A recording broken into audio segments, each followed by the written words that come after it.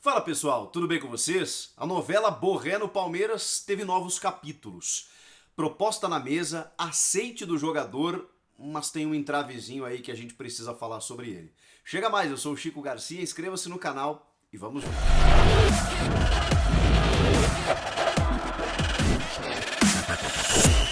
Antes eu queria dizer que esse vídeo é um oferecimento de OneFootball, o aplicativo que eu uso para me manter informado sobre tudo que está rolando. Você encontra notícias, estatísticas, resultados, tudo sobre o mercado da bola. Se ativar as notificações do seu time do coração, recebe tudo em tempo real na palma da sua mão. E claro, transmissões ao vivo e de graça do Campeonato Francês e da Bundesliga, o Campeonato Alemão. Tá esperando o quê? Link aqui na descrição, você baixa gratuitamente e ó, serve para qualquer celular. As últimas horas foram bem movimentadas em relação a essa negociação. Jornalistas argentinos dizendo que o Rafael Santos Borré, atacante colombiano do River Plate, que tem contrato até junho, isso todo mundo sabia, e sabia também da tentativa do Palmeiras em contratá-lo. Todo mundo falando na Argentina de que o jogador está de saída, alguns dizendo que ele já deixaria imediatamente o River Plate, com um ressarcimento, evidentemente, ao clube argentino, outros que não, que ele cumpriria o seu contrato até junho. O Abel Ferreira resolveu atender a imprensa brasileira nesses dias de férias em Portugal, de ontem para hoje, e falou para alguns veículos sobre as negociações, sobre reforços e tudo mais. Chegou até a descartar o André Horta, falou do Danilo Barbosa, jogador do Nice, que atuou com ele no Braga, que está praticamente fechado e tudo mais, e falou sobre o Rafael Borré. Inclusive aos amigos do UOL, ele chegou a fazer uma analogia, né, dizendo que quando ele pediu em casamento a sua esposa, que ele não ficou esperando 2 meses, né, ele sabia o que queria, ela também, resolver e tudo mais. Ou seja, foi uma pressão pública do técnico do Palmeiras, porque essa negociação ela já se arrasta tem um tempo.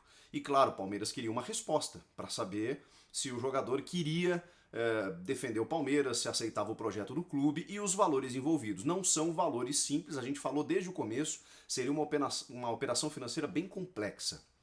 O Vene Casagrande, jornalista do portal O Dia, chegou a publicar, inclusive, que pela primeira vez nesse período todo, de cerca de 40 dias de negociação, o Rafael Borré disse sim. Ele confirmou e aceitou os valores envolvidos e tudo mais. A Joana de Assis, do Grupo Globo, também acabou revelando essa informação durante o dia, de que pela primeira vez o Borré aceitou jogar no Palmeiras, e tudo isso por conta da intermediação do André Curi, que é um empresário que tem vários negócios no Brasil e que estava negociando diretamente com o atleta, conseguindo que o jogador, o atacante, né, recebesse essa proposta em mãos e sinalizasse positivamente. Pela primeira vez, como eu disse, o Borré disse sim. Quais seriam os valores dessa negociação?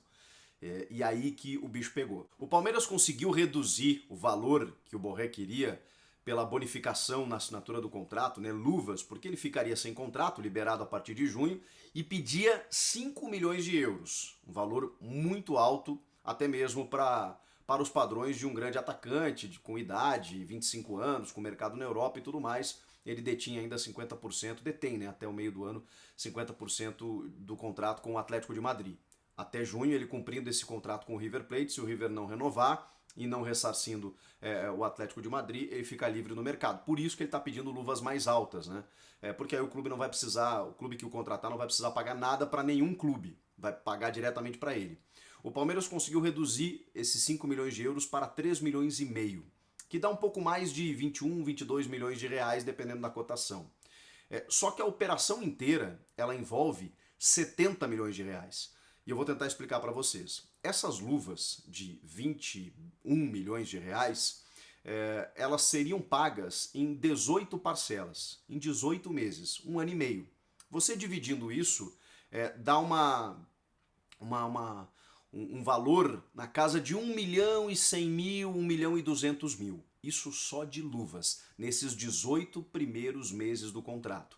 Seria um contrato de 5 anos, em que nesses 5 anos, o valor total envolveria 70 milhões de reais. Então você pega os 21 das luvas, mais 49 de salário, diluídos por 5 anos. Só que esses 21 das luvas por 1 ano e meio, 18 meses. Isso daria, nos primeiros 18 meses, mais de 2 milhões de reais por mês. Depois desses 18 meses, 800 mil reais. Porque aí você soma, né? 1 milhão e 200 de luvas, que o Palmeiras pagaria só até esses 18 meses, juntamente com os 800 mil de salário. Depois que ele terminasse de pagar as luvas, apenas o salário, apenas 800 mil até o fim do contrato. Isso aí pode ter gatilhos no contrato, né? Indexador por conta do dólar. Normalmente jogador aqui da América do Sul recebe em dólar, então tem um indexador para que o dólar, quando subir muito, estacione, ou quando descer muito também, para o jogador não ficar prejudicado. Então tem uma variável aí, pode ter gatilhos ano a ano, contratuais, né, para o jogador ser valorizado nesse período. E um jogador de 25 anos ainda tem mercado, daqui a pouco, se não na primeira prateleira da Europa, em outros clubes, mercado asiático, enfim, o Palmeiras ainda pode fazer negócio com ele. Mas é claro que se trata de uma operação muito complexa e muito alta. Mas, em se tratando de um jogador da idade dele e valorizado, pasme, o valor não é tão grande. O valor é 3 milhões e meio de euros para você contratar um jogador, porque o Palmeiras não está contratando ele de nenhum clube, está pagando diretamente para ele. Trata-se sim de um valor mais abaixo do mercado. Mesmo assim, mesmo com toda a proposta na mesa, mesmo com a intermediação do André Curi, mesmo com o aceite do jogador, que pela primeira vez sinalizou que gostou do projeto e que jogaria no Palmeiras, a informação do GE agora à noite é que o Palmeiras recuou. Que coisa incrível, né? E por isso está um impasse. Aí eu vou fazer uma leitura dos fatos, né, de tudo que eu acompanhei. Eu imagino que tenha sido uma recuada estratégica, porque o Palmeiras está há muito tempo negociando com esse jogador. E no momento em que ele diz sim, o Palmeiras recua com o argumento de que será mais um ano pandêmico, mais um ano provavelmente sem público nos estádios, com receitas menores, com reflexo ainda de um ano anterior, de uma temporada anterior, com muitos custos, de um clube que mudou todo o seu perfil de investimento, apostou mais na categoria de base, não fez grandes loucuras e que não vai dar o passo maior que a perna. Esse foi o argumento do Palmeiras para recuar na negociação. Eu imagino que, como o Palmeiras tem um tempo, até junho, que é quando o jogador vai se liberar do River Plate, para que haja uma sensibilidade, talvez, ou de reduzir o salário, ou de pagar um pouco menos de luvas, ou para que o jogador entenda a situação, para ver a concorrência. O São Paulo, que, por exemplo, até se motivou para buscar alguma concorrência e tal, já tirou o time de campo, literalmente. No caso de outros clubes que podem aparecer, o Palmeiras vai ficar monitorando. Se ele achar que deve investir mesmo até junho, eu acho que aí ele vai acabar desembolsando, porque é um pedido expresso do Abel Ferreira.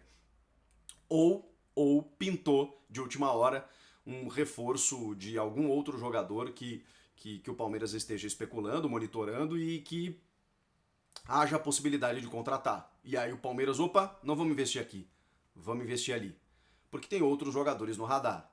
Então, eu achei estranha essa recuada, porque tudo indicava que finalmente o Palmeiras fecharia com o Rafael Borré.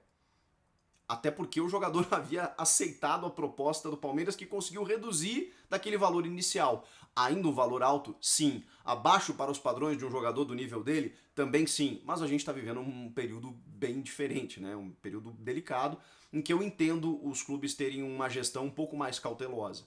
E foi esse o argumento do Palmeiras. Mas eu não me convenci.